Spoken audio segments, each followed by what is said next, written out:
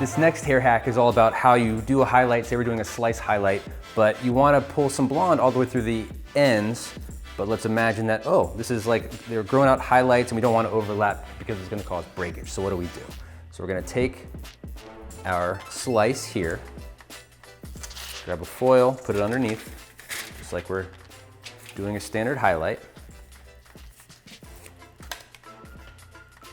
Let's go ahead and paint it down.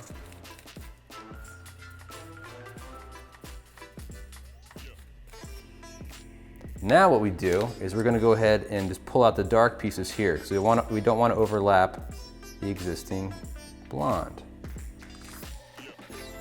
Pop it out like that. Okay. Put that foil under there and boom, look at this. We're not overlapping. We're hiding that blonde. We're going to go ahead. Now we can take it all the way through the ends. We've got our beautiful blonde under there that we don't want to mess with. Boom. Make it cleaner when you do it yourself.